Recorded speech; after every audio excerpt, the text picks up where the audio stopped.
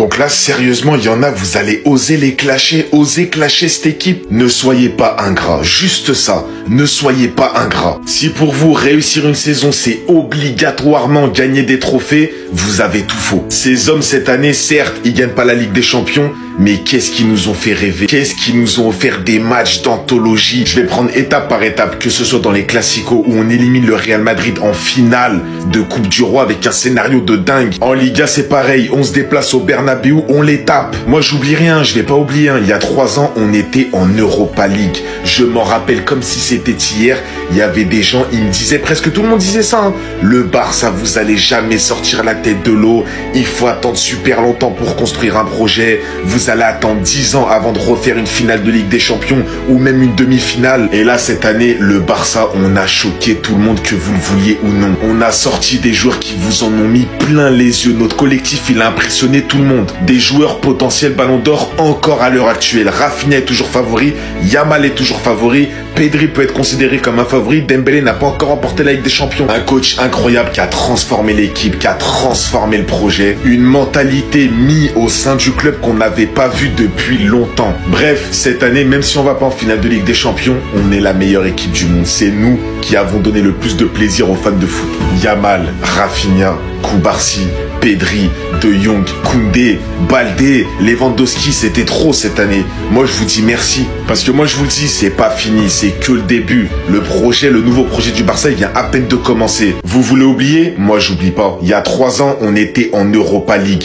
Tout le monde nous mettait la tête sous l'eau. Tout le monde nous disait qu'on allait galérer à revenir. Le FC Barcelone, qu'on allait mettre 10, 15 ans à revenir sur le haut de la scène en Ligue des Champions. Que notre projet, vu notre institution, vu nos coachs, vu nos joueurs, ça allait prendre un paquet de temps. Résultat, chaque équipe qu'on a affrontée, elles ont senti la peur. Il y a même pas 3 ans, le FC Barcelone, c'était ça. Un club totalement à la ramasse, totalement désordonné, une gestion catastrophique. Il y avait rien qui allait, rien. Et en 3 ans seulement, regardez comme on a relevé la tête, regardez la tête des joueurs, regardez notre coach, nos matchs, notre jeu. Je vais même pas te citer tous les joueurs, ça va être trop long. Yamal, Rafinha, Pedri, Lewandowski, Koubarsi, Koundé, De Jong, Inigo Martinez, Baldé. On a choqué tout le monde et c'est que le début. Je vous jure que c'est que le début. Certes, il y en a, ils se moquent, on n'a pas gagné la Ligue des Champions, mais c'est que le début. Ce Barça-là, Yamal, Pedri, tout ça, ils vont rester longtemps au club. C'est que le début du projet. Moi, j'en suis sûr et certain et convaincu à 100% que le Barça a pris beaucoup d'expérience sur les dernières années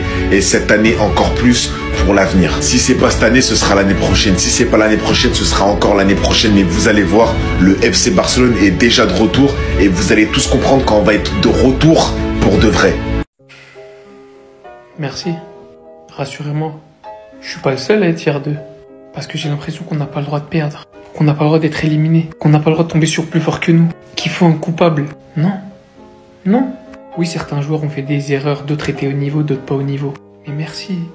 Merci à chacun d'entre eux, de Lamine Yamal à Rafinha jusqu'à Gérard Martin, sans oublier aucun joueur entre les deux. Je sais pas si vous réalisez la saison qu'on est en train de vivre grâce à eux. Une super coupe d'Espagne, une coupe du Roi, une demi-finale de Ligue des Champions où on sort la tête haute. Vous faites pas brancher par des gens qui vont vous dire ça fait 10 ans qu'on n'a pas été en finale. Non.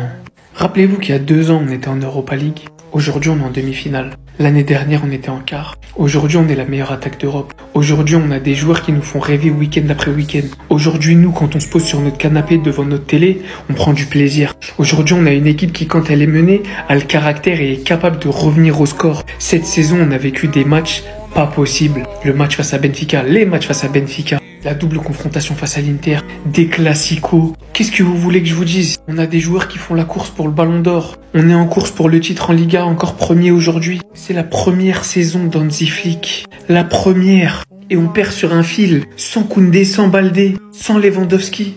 Malgré les blessures, malgré les absences, malgré la jeunesse de notre effectif. Mais soyons fiers.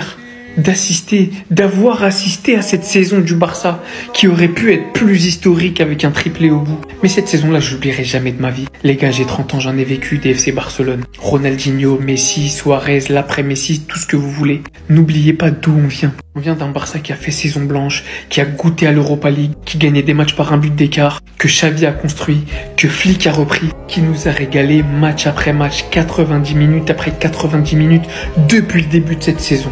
Donc ouais, je vous parle sincèrement. Les joueurs, le staff, tous autant que vous êtes. Merci pour cette saison qui n'est toujours pas finie parce qu'il reste une Liga à aller chercher. Merci pour cette saison. Merci à tous les supporters sains, pas toxiques, qui supportent le club, qui sont derrière lui et qui cherchent pas toujours des excuses, qui cherchent pas toujours des boucs émissaires. On a perdu, c'est la vie, c'est pas la première, c'est pas la dernière. On reperdra, on regagnera. Mais pour les vrais qui ont le Barça dans le cœur, on restera. Jusqu'à la mort, tout simplement. Ma dernière vidéo du soir sera consacrée à vous dire que cette équipe que vous voyez là, qui a déjà réalisé un parcours totalement inattendu par rapport à ce qu'on pensait en début de saison, va marquer les prochaines années du football. Et que ce qu'on voit là, c'est que le début, et c'est ce qui servira d'expérience. La plupart de ces joueurs-là que vous voyez ne connaissaient pas ce niveau-là de compétition. La plupart de ces joueurs-là que vous voyez ne devaient même pas être titulaires au FC Barcelone au début de la saison. Et pourtant, ils ont été une des plus belles équipes de la saison, celle qui a offert les plus grandes émotions. Avec cette génération de la Masia qui arrive, avec le talent de Lamine Yamal, avec la force géniale d'un mec comme Pedri, avec les recrues qui arriveront, et avec tout ça, sous la houlette de Flick, et toute la Masia qui arrive parce qu'ils ont gagné la Youth League, le Barça marquera le football sur les prochaines saisons. Et ce qu'on vient de voir cette année, ce n'est que le début d'une future grande domination. Parce qu'on voit quand une équipe va marcher sur le football, et moi je prends le pari de dire que le Barça, dans les prochaines années, marchera sur le football. Merci. Andy, merci. Et je te remercierai toujours. Parce que le sentiment général qui ressort aujourd'hui de Barcelone, et quand on voit les grandes légendes qui le disent, notamment le tweet de Puyol, c'est la fierté. Tout simplement parce que personne, je dis bien personne, n'aurait prédit un parcours de la sorte au début de la saison. Hansi Flick qui a créé de l'espoir, mais énormément, alors qu'au début de saison, rien de tout ça ne pensait possible. Quand il arrive au Barça, il n'y a rien qui va dans cette équipe. C'est une décadence, il y a énormément de blessures. Il a ramené un groupe tellement jeune à ce niveau-là. Le nombre de joueurs qui jouaient une première finale de Ligue des Champions, tous, sauf Robert Lewandowski et peut-être Chesney. Il a réussi à faire en sorte qu'un exploit monumental soit possible. Alors aujourd'hui, on est tous dégoûtés par la manière. Mais il faut se rappeler d'où le Barça vient, d'où le Barça est parti et ce que cet homme en a fait. Parce qu'aujourd'hui, tout le monde dit que le football a perdu, que le Barça aurait mérité. C'est une vérité sans rien enlever à l'Inter qui a été exceptionnel et je vais en parler après. Mais ça montre à quel point le travail qu'il a effectué, ce qu'il a montré est tout simplement extraordinaire. Et que le Barça est passé tout proche d'une finale de Ligue des Champions qui aurait été loin d'être déméritée. Mais ça montre le travail qu'il a fait avec des petits jeunes de la Masia qui étaient encore inconnus au bataillon il y a 7-8 mois. Ça montre le travail, la mentalité et surtout ce qui va arriver pour le futur du FC Barcelone. Merci à cette équipe pour toutes les émotions procurées cette année et merci à ce GOAT d'avoir rendu tout ça possible. Je pense que psychologiquement pour Monsieur X, c'est terminé. Car lui-même le sait, est capitaine du club, était 3e voire 4e dans la hiérarchie des défenseurs. 2 années consécutives où les supporters le pointent du doigt après une défaite. Et Miskin, ça va jusqu'à l'harceler sur Insta et il a restreint ses commentaires. Et quand tu sais comment le match contre le Paris Saint-Germain l'a détruit mentalement, je pense que le match d'hier, plus la haine qu'il reçoit sur les réseaux, ça va détruire encore plus son mental. En plus de ça, la direction est pointée du doigt, car t'arrives en demi-finale de Ligue des Champions et tes 2 latéraux sont blessés. La direction pensait être sauvée avec le magicien Flick, qui cette saison a réalisé un miracle, avec un manque de profondeur de banc sur les latéraux.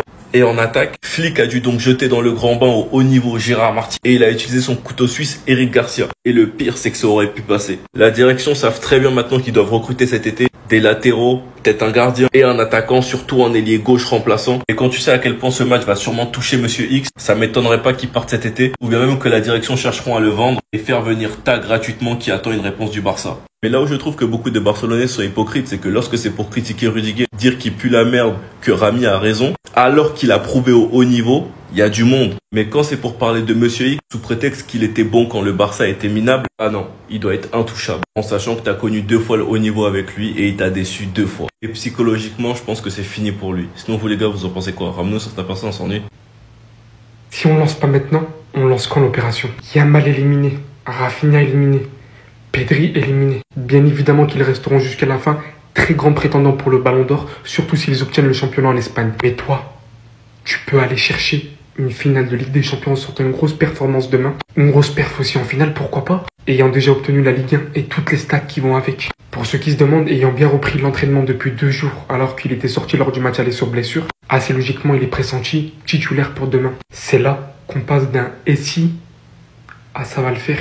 Ousmane Dembélé peut être le plus grand favori bientôt sous peu pour obtenir le Ballon d'Or. Le joueur qui sortait pas de l'infirmerie, le joueur qui n'arrivait pas à cadrer un tir, le joueur qui s'est fait chasser du Barça pour cette raison, est devenu leader du PSG, est aujourd'hui le plus grand favori pour le Ballon d'Or. Mais les Parisiens, réveillez-vous, faites votre propagande correctement, mettez ce qu'il faut. Parlez-en 1000 fois, 2000 fois, 3000 fois sur les réseaux, mais faites réaliser votre propagande. Bon, je suis tombé sur cette photo, Dembélé qui tient le Ballon d'Or avec les 3 joueurs du Barça en dessous. Alors comment vous dire qu'il n'y a pas de souci sur le fait que le Ballon d'Or, il est encore une fois relancé. Dembélé a plus de chances peut-être de le prendre que les 3 derrière moi. Il est toujours pas éliminé de Ligue des Champions, mais il a toujours pas remporté la Ligue des Champions. Je suis désolé, il l'a toujours pas remporté. Il est toujours en demi-finale. Le favori actuel encore à mes yeux, il est là. Yamal est favori au Ballon d'Or, que vous le vouliez ou non. Là, si demain, il y a la cérémonie du Ballon d'Or, on doit le donner à un joueur, ma parole, qu'avec toutes les performances qu'il a fait, Liga, Ligue des Champions, Espagne, ce que tu veux, je le donne à Lamine Yamal. Rafinha, c'est pareil, hier, il sort en pleurant. Certes, il est éliminé de Ligue des Champions, mais je vous explique, si Paris et Dembélé ne remportent pas la Ligue des Champions, Rafinha peut encore prendre le Ballon d'Or. Si le PSG ne remporte pas la Ligue des Champions avec Dembélé, ces 2 joueurs sont totalement encore dans la course au Ballon d'Or. Et c'est pas fini, c'est pas fini. Le PSG n'a pas encore passé Arsenal. Ne soyez pas aussi confiants que ça. Là, l'Inter a éliminé le Barça, ça vous a montré qu'on a un peu sous-estimé l'Inter. Ne sous-estimez pas Arsenal. Donc, le sujet, il est clair. Pour moi, c'est les 4 prétendants au Ballon d'Or cette année. Il y aura Yamal, Rafinha, Pedri pour son football et Dembélé. Ce sera logiquement un des 4, sauf vraiment retournement de situation. Je pense pas que ce sera un joueur d'Arsenal. Je pense pas que ce sera un joueur de l'Inter. Mais, alors moi, j'ai pas de mal à dire que Dembélé est un favori, hein, mais juste, ne soyez pas ingrats. Les 3 joueurs du Barça, là, ils ont fait une saison exceptionnelle et la saison n'est pas encore terminée. Tranquille, le Ballon d'Or, c'est en octobre, on est au mois de mai. Hasta luego. Les gars, assez parlé de l'élimination du Barça. Ousmane Dembélé a une voie royale pour récupérer ce qui lui revient de droit. Le Ballon d'Or, ses concurrents sont éliminés. Et qui dit élimination du Barça dit une voie royale pour Dembouz. Écoute-moi bien, je sais que tu vas la voir. C'est ton moment, s'il te plaît.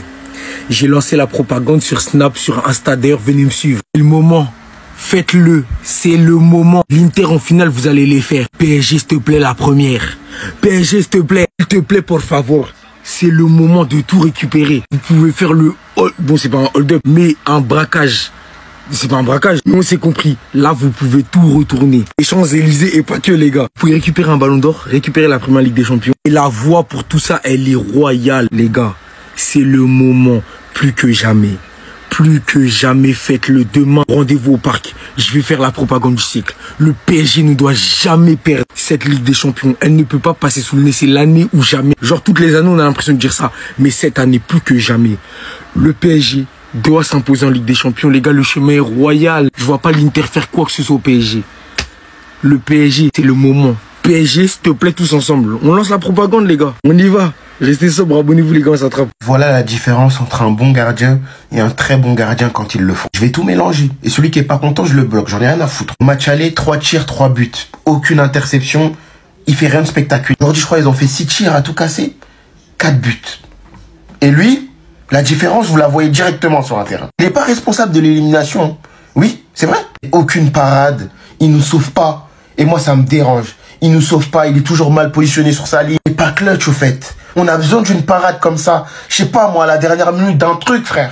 Regardez Summer, les gars. Il a fini MVP. Il a fini meilleur joueur du match. Dans un match où il a encaissé pourtant 3 buts. Mais les gars, ça c'est pas que Chesney, je tiens à le dire. Tous les gardiens du FC Barcelone ne sont pas clutch. Donc maintenant, on va ajouter à la liste des transferts un très bon gardien pour l'année prochaine. Parce qu'aujourd'hui, c'est clairement ça qui a fait la différence, surtout sur le match aller. Surtout sur le match aller. Ça me dégoûte clairement. Lamine Yamal, il a fait le match qu'il faut. Tu peux pas faire un meilleur match. Impossible. Et le gardien, tout comme au match aller...